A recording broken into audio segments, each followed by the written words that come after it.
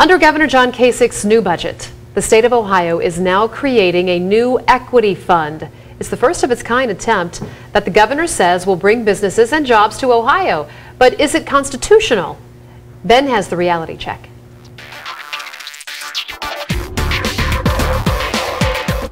$100 million a year to invest in companies. That's what Governor John Kasich is promising for the state's liquor money.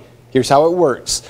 Under the state of Ohio's Constitution, there's a provision that prevents the state from taking an equity position in any business. So, under the governor's new budget, the state's wholesale liquor control is being transferred to the JobsOhio board.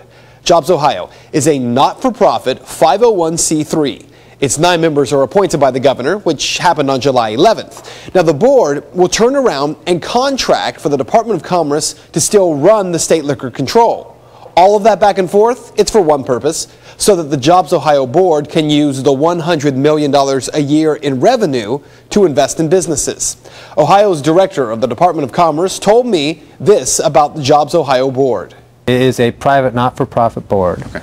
And it has a fiduciary responsibility. Its purpose is to invest in burgeoning, growing businesses in the state of Ohio to help spur economic development and growth. So how is the money used? Well, JobsOhio will use the money to give businesses more capital to expand.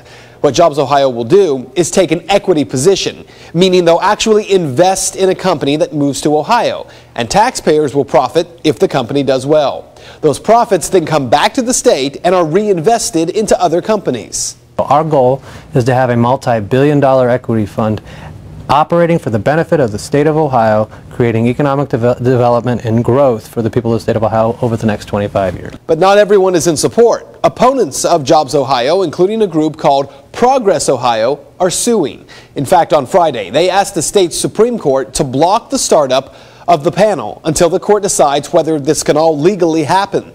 Their lawsuit claims that JobsOhio violates several provisions of Ohio's Constitution, including one that prohibits private entities from controlling public dollars. Brian Rothenberg told Bloomberg News this: "I've spent my entire career as an Ohioan fighting for the same things that Governor John Kasich believes in: a strong economy, good jobs. But you can't ignore Ohio's paramount document just because it's inconvenient."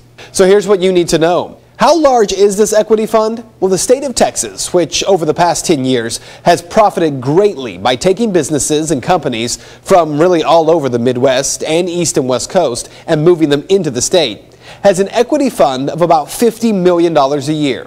If the court allows this to stand, the state of Ohio would have twice that much money available every year for the next 25 years. And that is Reality Check. If you'd like to see the story again, you can. You can also find it in the Reality Check section of our website, fox19.com.